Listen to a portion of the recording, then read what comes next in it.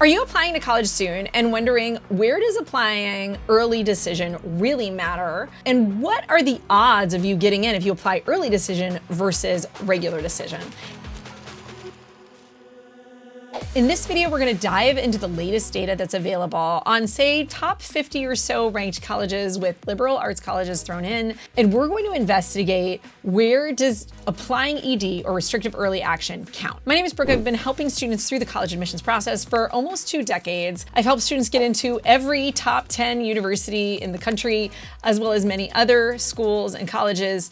If you are looking for help with your college applications, we have essay consultants ready to help you. SupertutorTV.com is where you can find out more about that. We have private tutoring as well as online video-based prep courses for these tests. Our digital SAT course is going to be dropping soon, so make sure that you subscribe at SupertutorTV.com/subscribe to find out more about that. We're also looking for some beta testers to help us test out some of the material that we're going to be using on that digital SAT course. You can find out more about that at SupertutorTV.com/beta. As I get into this, the first thing that I'm going to say is I'm going to go through a lot of data in this video. We have more data on our blog. There are some schools I'm not going to cover each data point for. So if you want to go to SMU, or you're interested in Fordham, or there's other colleges on your list, make sure you check out our blog. We're going to have the link in the description. So we're going to start now with schools where you have a 4x to 8x plus advantage if you apply early decision versus regular decision. I know a lot of you, when you apply to college, you look at that percent chance of getting in, or that admission rate. But that admission rate, it's kind of bogus, and it doesn't actually matter because it's a combination of multiple rates.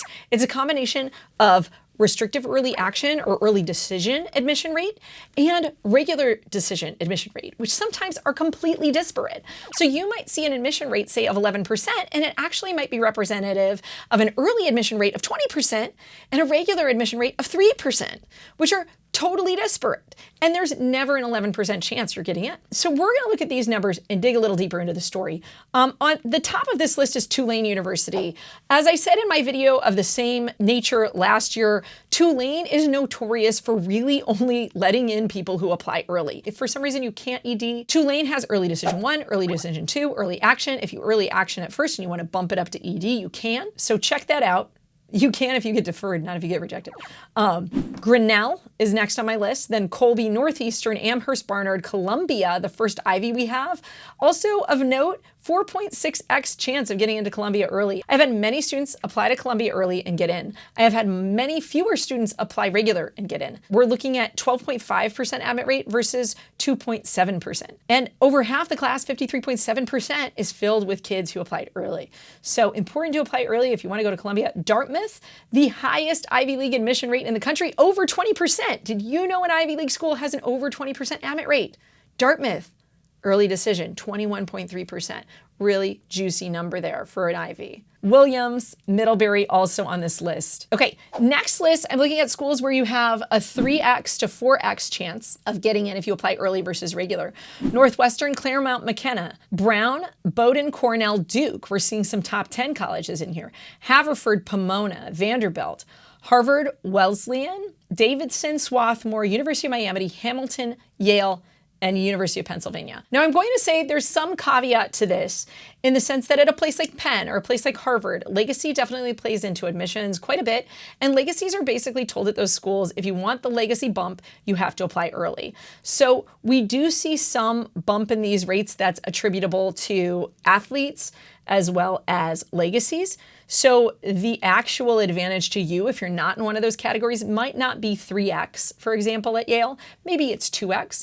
But as a consultant, I still see enough of a bump that if schools are in this range and you want to bump in your admission rate, it's good to apply early. Most of these colleges are filling over 50% of their class with early students. And so this is really going to make a difference in your application. My next list is schools where you get a 2 to 3x bump if you apply early, whether it's single choice early action or early decision. Washington and Lee, WashU and St. Louis, Emory, Villanova, University of Virginia, Wellesley, Smith, Rice, Boston University, Colgate University, American University, and NYU. NYU is kind of interesting. They have ED1 and ED2, and they also have a really high rate of people who are filling their class. So that's the other statistic that I want to talk about now, which is the ED over enrolled percentage. So what I do is I take the number of students that enrolled that applied ED, and I divide it by the total number of students enrolled, and we figure out what percent of the class was admitted ED. So now I'm gonna go back up to the top, and I have kind of a new fresh list. And there's gonna be schools on here we haven't seen yet. The first one is Notre Dame. Notre Dame fills 82.2% of its class with restrictive early action students. Now, restrictive early action is a little bit different from ED. You are not legally bound to accept the offer of admission, and you're free to compare 8 offers with all of your regular decision admissions. So Notre Dame sets you free in that way. But if you apply REA to Notre Dame, you're not allowed to apply SCEA to Harvard, for example, and you can't apply ED to other private schools. And there may be some caveats to that, like Stanford, I know, for example, has a caveat to their single choice early action, and they say if you need to apply early for a scholarship, like at USC, to get a scholarship at USC, you have to apply by the early action deadline. And if there's a condition such as that, they'll let you apply early action so that you don't like screw yourself out of money or scholarships, right? They don't want to be mean. But yeah, 82.2%, that's huge. But you can look over at their advantage is only 1.7. So it doesn't seem like a huge advantage. But that's why I like to look at more than one data point, because sometimes the story comes out through one of the data points. Like here, 82.2% of the kids at Notre Dame got in early.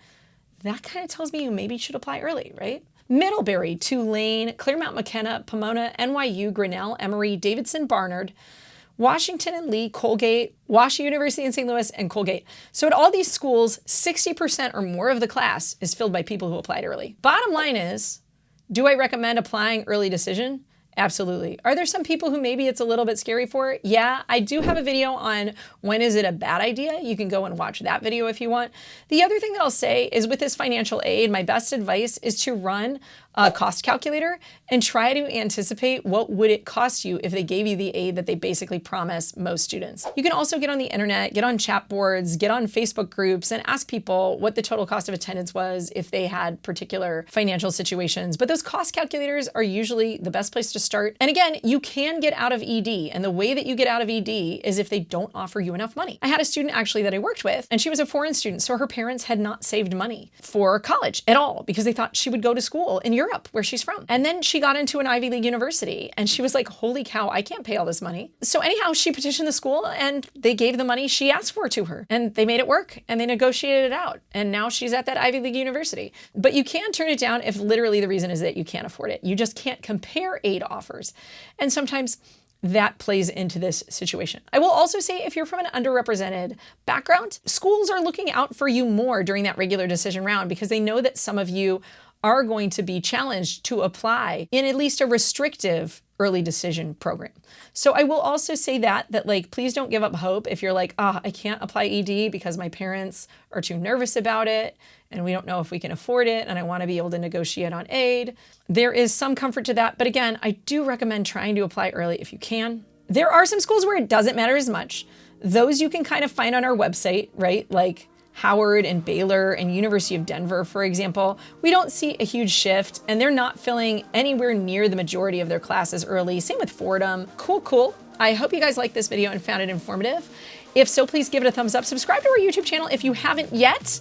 And if you're looking for more data to help you make decisions in your college admissions process, I definitely recommend that you check out our other videos. I will see you guys next time. Thanks for joining us and have a good one.